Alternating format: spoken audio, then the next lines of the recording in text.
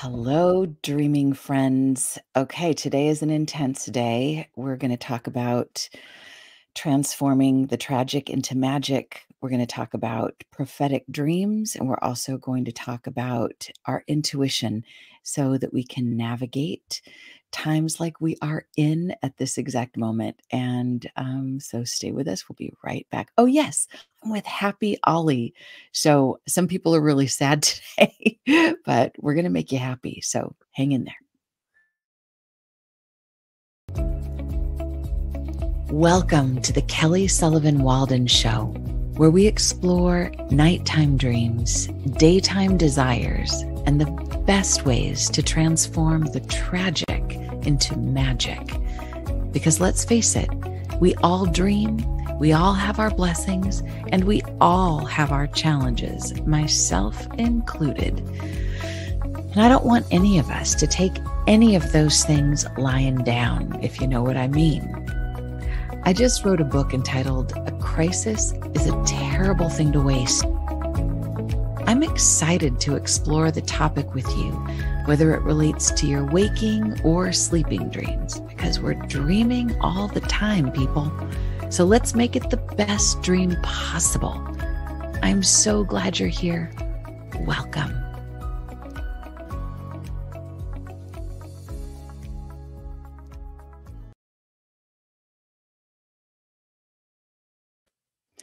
Okay, so I am talking to HappyAli. His new book is The Intuition Bible, and it's wonderful. I just finished reading it.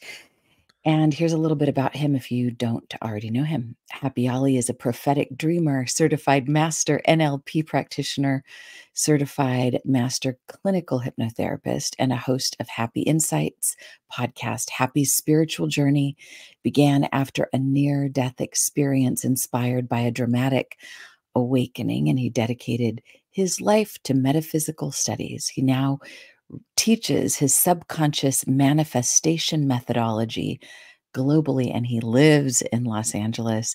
His website is happyinsights.net. I think we could all use a big jolt of happy today. So if you're watching and or listening anytime near when this is being recorded, this is November 6th, 2024. We just had the election yesterday. And some people are really happy about it. Some people are devastated. And I want to talk a little, and don't normally talk about politics on this show, Happy, but I do feel like we need to talk a little bit about the heartbreak some people are feeling today. So I want to pass it over to you and just check in. How are you feeling on such a day as this? Well, I want to first thank you for having me on your show and also taking the gamble to ask me about this question, not knowing where I stand on this I topic. kind of do. I kind Uh, of do. you hope I went to sleep last night with just watching the news, and I normally don't watch the news, and I kind of wanted to see both sides, and I like to watch both sides of the news to see what everyone is saying and what everyone's doing. But what was clear to me is that the majority of the United States really felt really strongly about Donald Trump becoming the next president. And even though I was the one who painted Kamala Harris and made T-shirts and did all this stuff, I have to say I do believe in contrast in this world, and I believe that the stuff that happens, the what we call divisiveness, is what gives us the opportunity to practice our own self-awareness, our own control over reality, our personal reality, and to realize that no matter what is happening on the political climate, on a political climate, we have the utmost control over our lives. And if we fall into the trap of, oh no, we've lost and this is horrible and we're going to have the worst years of our lives, then what happens is our energy frequency lowers. And guess what? You tune into that experience. And that could even happen if the person that you want wins. So whoever you chose to win, if you go into the doom and gloom of it all, then you lower your frequency. And guess what? Your life is going to go downhill.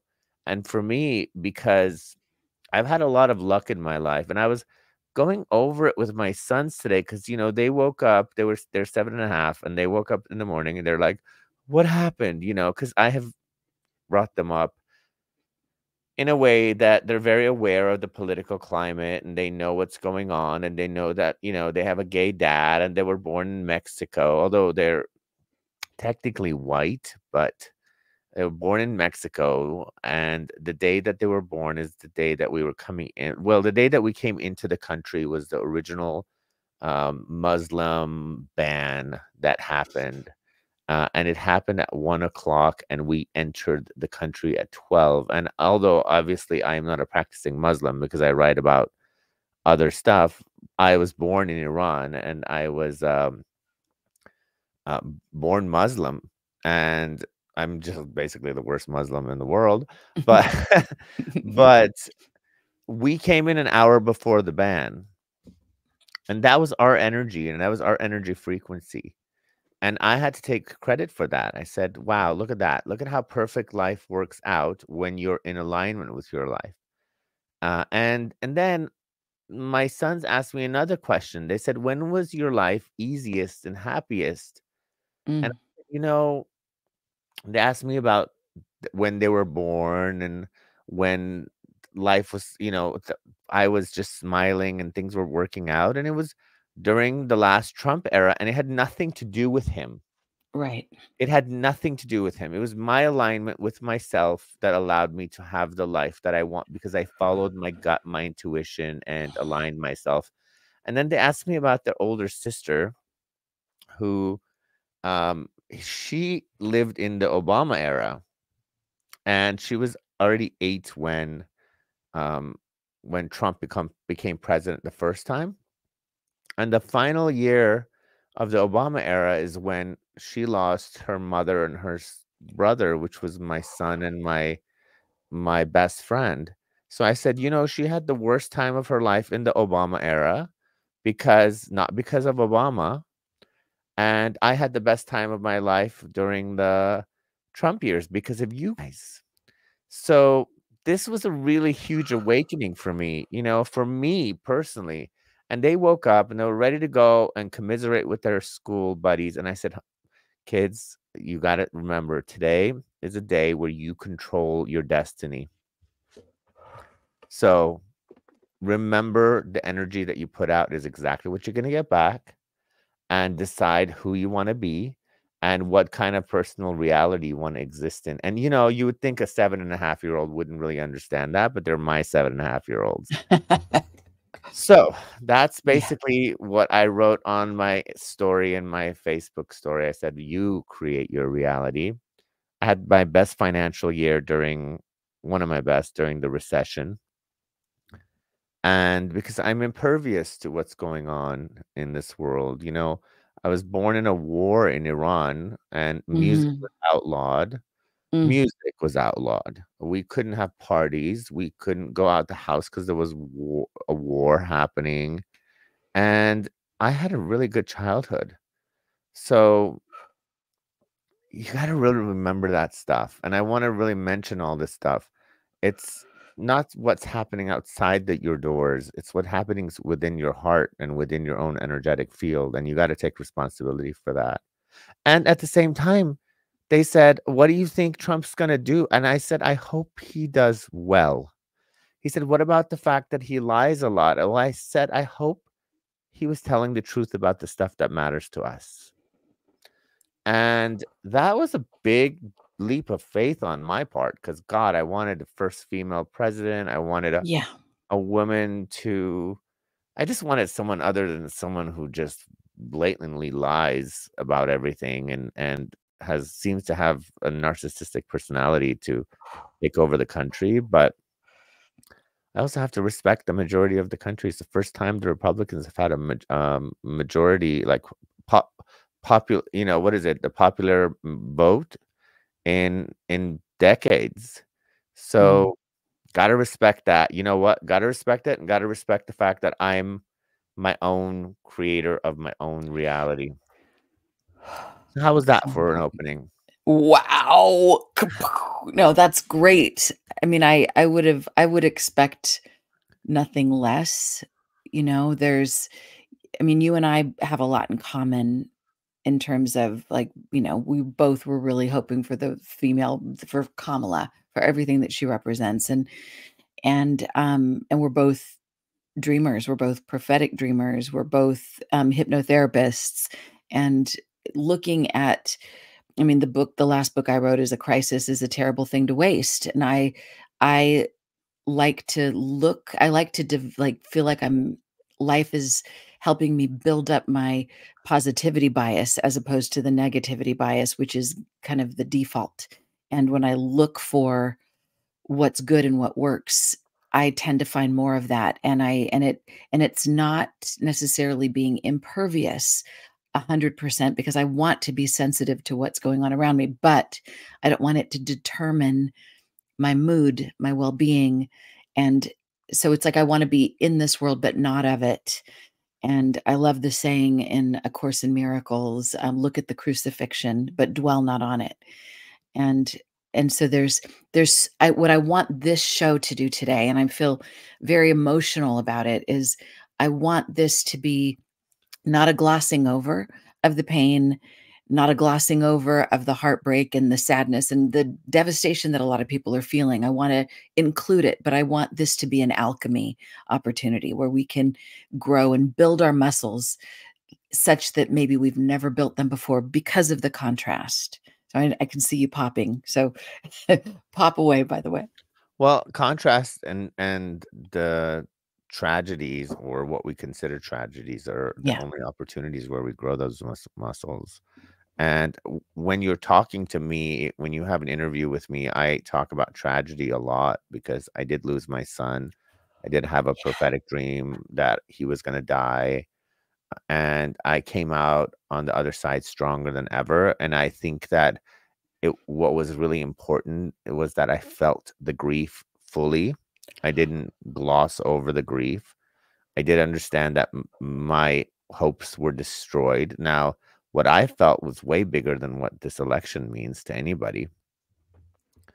And the level of transformation that I went through is probably going to be stronger than what most people are going to feel through this election because the pain is so much stronger when you think you have a 4.5-year-old son that's going to wake up the next day and then that day he has a car accident and then him and my best friend die. So I am a good guest for this show because in hindsight I Hmm. noticed Hmm. I would never be here sitting here if it wasn't for what I went through. Yet of course I want my son back. But then I wouldn't Right. have my 2 new sons, and I wouldn't be a verified prophetic dreamer had it I mean, all my other prophetic dreams were like, "Okay, that could be by chance, and that could be something." But when you dream your son and your best friend die or I dreamt my dad and my best friend died, and you have multiple dreams, and it happens right before it, and then they die. Now and then I start communicating with him through my dreams, and he leads me to the birth of my children, even though it was statistically nearly impossible with the money that I had and the fact that I was a single gay guy. And I followed my heart and I followed my soul. And it was during what I call the dark times of the American politics, which was the Hmm. first Trump era. Yeah. And those are really good examples that you have to allow yourself to grieve, but you Hmm. also have to remember that you are a spirit first, your energy first, and how you allow the external world to affect you really does directly correlate with the future experiences that you have. Right. And tapping into your intuition has helped me. So let me tell you what I've been dreaming. Can I? Yeah, please. So the last 2 days, I have been dreaming of really amazing stuff. And it wasn't prophetic dreams about the presidency, because I did have a presidency dream right after the it's nice to actually be able to talk about this now finally. Right after the Biden debate where he messed up, Hmm. it was June 27th. On June 30th, I had a dream that they said, the Democrats won, but it was outside of my prophetic dream window, because my dream windows are two months ahead Hmm. of things. This was 4 months ahead. And then I looked up and everything was green. Mm. And I woke up and I thought, okay, this means there's a huge change in the Democratic Party. And a couple of weeks later, Kamala Harris becomes The the nominee. nominee, and she changes her color to green because of Charlie XCX, because Mm. she called her, Charlie's called her, Kamala's brat, which is a positive thing. And I knew that that meant change, but secretly I hoped that I had my first 4-month prophetic dream, Of course. Of but course. Yeah. I didn't, in my heart, I always knew that that was not, I wasn't all of a sudden going to change my 2-month timer to a 4-month timer, but I still was hopeful. And then this last few days, I've been asking for a lot of advice. And it was funny because in your intro, you say you don't want to be asleep or dreaming, and you have this girl going to sleep. But because that's my really strong power, I have literally been sleeping as much as I can to get information. Wow. I go Mm. to sleep, and I've been seeing myself in these incredible scenarios that I've not ever seen before, and waking up, but it had nothing to do with the president. It had nothing to do with the government. It had nothing to do with that. Was more for my finances, my romance, and all this other stuff. And it was almost like my inner self was saying, "Hey, don't worry.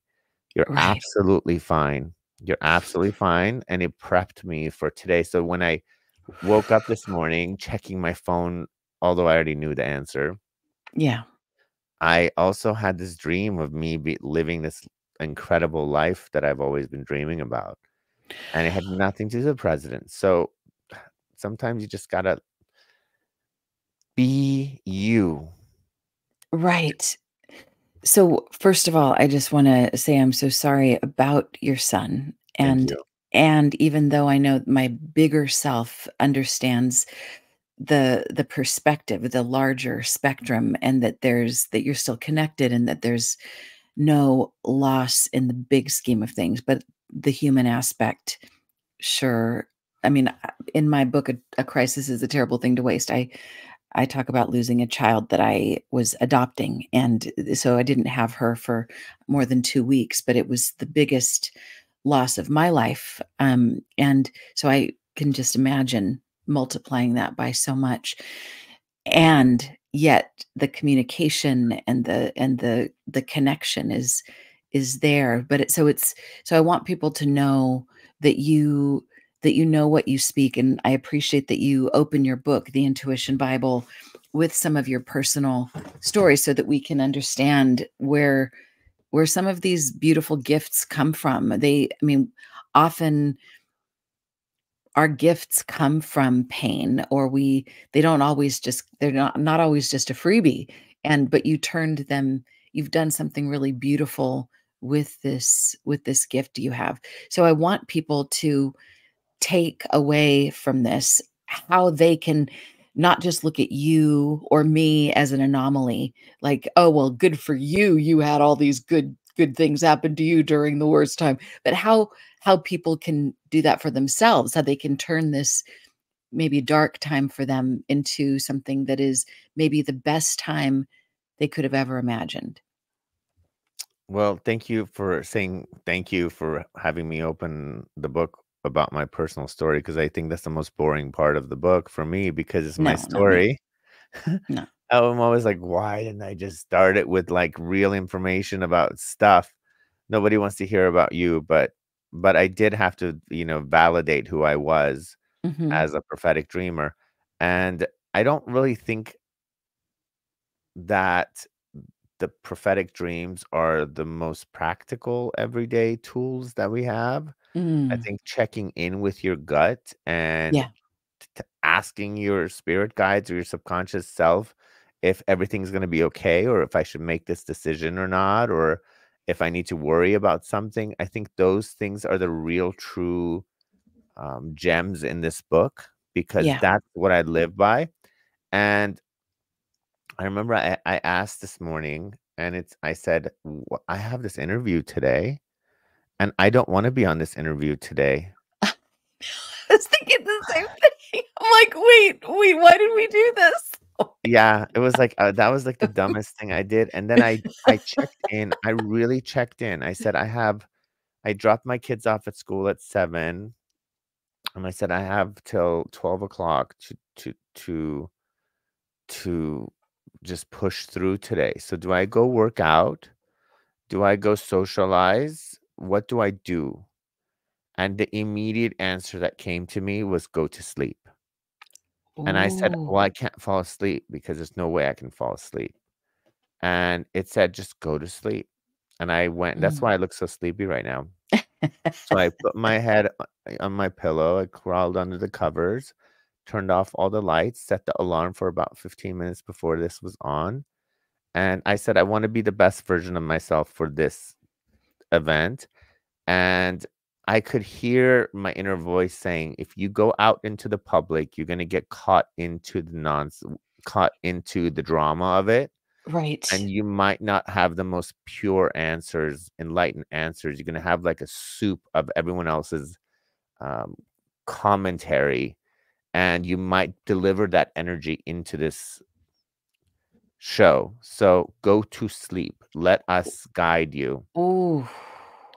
Ooh. And it was like literally what most people don't say. Don't sleep it off. Don't go for fall asleep. Don't miss an opportunity. But I said my soul needed to recharge and tap into its pure potential. And people say, you need to be making money. You need to be doing this. I have so many tasks. I have so many things. And I thought maybe my message might get spread across enough people that my energy and my vibration might be contagious enough. And this is all communication I'm having with my inner self. Yeah. And it just almost, and I can't usually fall back asleep right after a big dramatic event, or even when my thoughts were racing, but put my head down, knocked the heck out. And I Wow. woke up feeling recharged, amazing, look a little tired and sleepy, especially because You look great. my camera's up there, and I'm watching you. So it just literally, my eyes are down here. Uh-huh. But I had to follow my guidance, and I think a lot of times when people say, "Well, I know my intuition," I said, "No, your intuition isn't just this gut feeling you have. It's a full-on communication with the inner world that Mhm. can guide you step by step every single day, especially during the hard times or the times where you're just questioning life." And today was a really good example of me following my own advice. Whew. That's wonderful. Yeah, not getting in the soup. I mean, there's such a one of the things I love about, and you quote, Esther Hicks. She talks about how we're harmony-seeking beings and we're freedom-seeking beings. And I think the harmony-seeking aspect of ourselves wants to bond and wants to be connected, even if we're connecting over things that are really painful, really hard. And the freedom seeking part of ourselves is like, I just want to be free. I just want to find my joy. I want to find my bliss. So there's often this toggling back and forth. But ultimately, I think one of the things that I love that you write about in the Intuition Bible is, and I love that you have the tree on the cover. Talk about the tree, because to me, I feel like it all comes back to that beautiful metaphor. So, Yeah, I think a lot of people were asking me, how can we see other people's perspective? How can we tap within? What does it mean that we're all one? And I studied the tree of life in the Kabbalah, and this has nothing to do with it. And somebody asked me what was God and why should we even respect other people's perspectives, and once again, I check in, and I always find it so funny when people are like, I asked my spirit guide this and they said this. By the way, when I check in with my spirit guides or any kind of inner knowing, I don't hear voices, I don't see anyone. I just get like this flash of information, and all of a sudden I have the answer, especially if somebody's asking. So immediately they said, describe it all. I said, okay, the best way I can explain it is the tree analogy. And that's when that tree analogy was born. And I said, think of this big, beautiful tree. And the purest aspect of this tree is the root of the tree. And that's God in its pure form before it begins to even have the intention to do anything. It's the rawest form of God. Then, as soon as it starts to intend on creating the physical world, it becomes the trunk, because the trunk is a focused version of it, and it's focusing into creating this universe.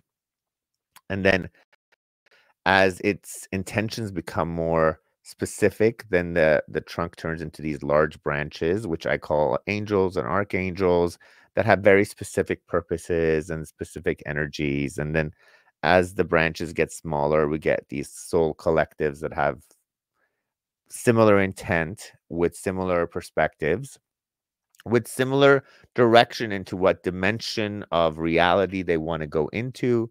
And as they get smaller, you get these individual tiny branches, which is what our soul is, basically. Where our soul, what you would consider our soul. And the branches, not the branches, the leaves that are born from that is the physical manifestation of this world. And it's mortal. It comes in knowing that it's going to die. It doesn't even exist in the winter for most countries or most locations. And it has a very finite existence. It doesn't start fretting when fall starts to happen and winter happens. And each one of these branches, or sorry, I keep saying these branches, are our soul families. And the leaves are our souls coming from the same source. And when these leaves fall apart, they grow right back in the next time the seasons are appropriate. But each of these leaves have different perspectives, because they all stand on different sides of this tree. It's actually a full circular tree. And none of them agree with each other if you ask them which perception or which perspective is the correct perspective. But are leaves the tree? Yeah. Is the root the tree? Is the trunk the tree? Are the big branches the tree? Yes.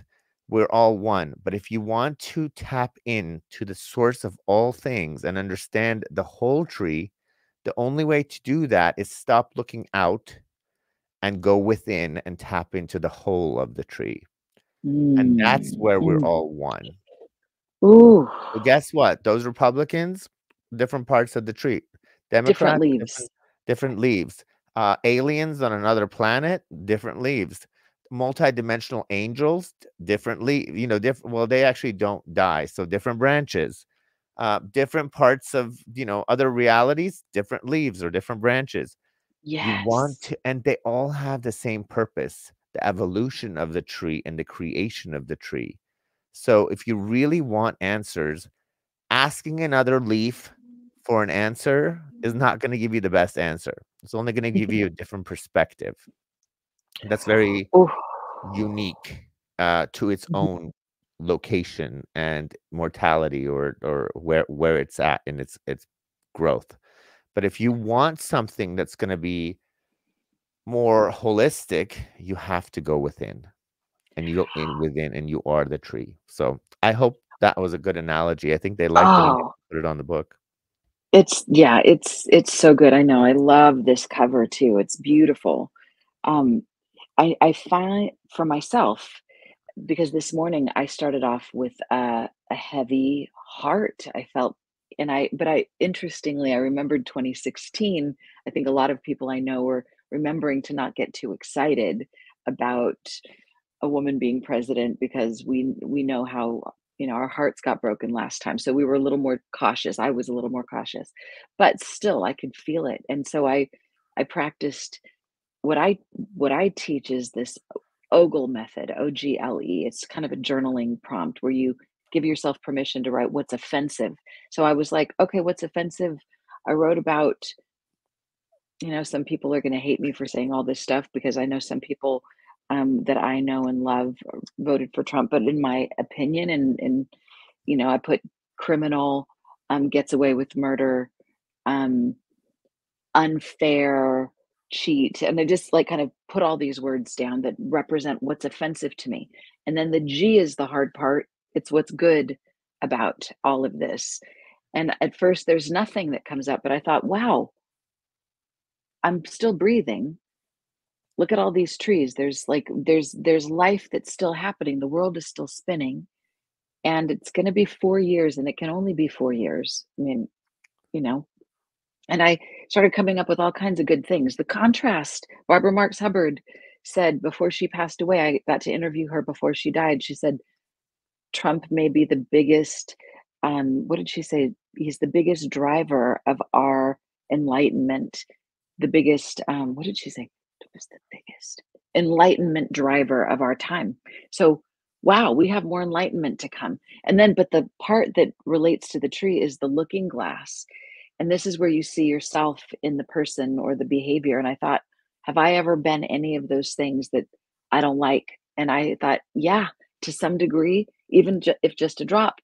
And I thought, well, when have I done those things? And what I felt was when I've been the most disconnected with source, to my root system, to God, is when I've behaved the worst, when I felt like I needed to control the situation by manipulating or lying or stealing. Or I mean, I used to be a little shoplifter when I was a kid. I thought I needed to take what I needed, and I've done that stuff, and I wasn't in a sense of connection to God. So I thought, okay, the E for elevate, the final step is to say, well, what are you going to do to raise your game, to change things? I thought I just need to up my game with God. I just need to connect. And so I love this tree thing, that it's like the roots, the trunk, the more I'm connected to that. And also in that looking glass, when I feel separate from you, or when I feel separate from somebody that I'm pointing fingers at, that's when I'm lost. That's when I suffer. And I think you and I sort of have this as dreamers. We kind of see the whole of humanity, or whoever we're dreaming about. There's some resonance within ourselves. So it all comes back to what we can do individually. And I love thinking about our whole selves and this whole humanity as this tree, and we're all connected. Well, I want to challenge you. Yeah. So get ready. Oh, I'm ready. Oops, So time's up. We got to go. Just kidding. Ready to go. it's like, bye-bye. I remember teaching this in Iran in 2011 when I taught my first like 4-hour seminar on spirituality, and we had a really Yeah. horrible president, and that Wow. makes Trump seem like a saint. I come from a Right. country, I mean, I'm an American, but I was, raised in Iran till I was 10 and 88. And we've had the worst dictators as presidents ever. And I mean, they literally make Trump look like Right. he's a saint, An because angel. ultimately he does think I mean, he's driven by what he thinks is right still. Yeah. So, I mean, everybody is kind of driven what they think is the right thing to Sure. do. But I always said, do you want to learn how to manifest? Look at these people. They are master manifestors. They do not That's true. see the outside world. They don't care if the world hates them. They are so singularly focused and connected Hmm. to there's something within them that has the power, that I know that the what is it? The means don't justify The means don't justify the ends, or the ends don't justify the the means. ends don't justify the means, but they are powerful beings, Sure. and they are connected to source. Otherwise, first of all, they would be dead. If you're not connected to source, you would be that dead leaf on the ground. They might be disconnected from the most. I mean, they're still like people that are in power are people that follow their intuition, they follow their gut, they don't listen to anything but their inner voice, and they Hmm. go through life creating their own energy, reality, and to the point where it offends so many of us. Now, I'm not saying it's the right thing to do because obviously I don't like his ideology at all, but I do. I told my kids, I'm like, these are manifestors. These are true manifestors, and we have to acknowledge that they are still an extension of God, and Sure. and if they were not Just connected like to, cancer is. Just like a yeah, disease is but it's true. yeah, and we obviously need this in our life in this country right now. Otherwise, the majority, we got the majority vote, the popular vote this I mean, not we, they got the popular vote for the first time, and I'm just thinking, I remember he said he was gonna. Can't believe we're talking about politics. I know, I He can't said he was believe it gonna either. he's gonna drain the pond back in the day to bring out Mm, all the riffraff. He did. He brought out all the racists and all the what we thought wasn't an issue anymore in this country, and a lot of other stuff did come out because of that. And then now, of course, we're more divided than ever. But also remember, as above, so below. So, right. um, So, go as ahead. we're more divided, the opposite balance, the thing that balances that is means that there's also more unity in maybe the spiritual community. There's more unity in consciousness. There's a lot more happening. So as the darkness and the craziness start happening more, it also has to mean that there's an equal amount of unity that's happening at the same time, because this world is perfectly balanced. So you got to remember that. It's just not on the Of news. course. No, no, no. I think this is an important thing to bring up. And and to me, the only because I don't like to talk about politics because I feel like there's a lot of finger pointing. So I always feel more peaceful and have more integrity. I feel integrous when I look at these opposing forces within myself, because then I feel like I have some authority because it's my own story. And when I think about myself as a in terms of manifesting, when I think of my previous life, we could say like before I kind of really embarked on a spiritual path, I was a really powerful manifester as well. I could make I could do anything, but it was so in some way it was it's kind of like juggling. Okay, I don't know where this metaphor is coming from, but it's like juggling. When things are really simple, you can do a pretty good job where it's like, I see that, I want it, period. Then there's nothing in the way. It's when all of a sudden when it's like, but I also want there to be a larger harmony for all beings. I don't want anyone to suffer. I want to make sure that what I do has balance. That all of a sudden there's a lot more balls in the air. Things are maybe a little less like fixed and clear when I'm considering I'm a part of this entire tree. I don't want to just bomb that one branch. I don't want to just Right. get rid of that branch. It's going to affect the whole. Okay, wait a minute. So a little more, it causes a little bit more pause. It's kind of like the when they go low, we go high. Right. It's in some way, I see it for myself. When I go low, I can I feel like I can do anything. It's just it takes more.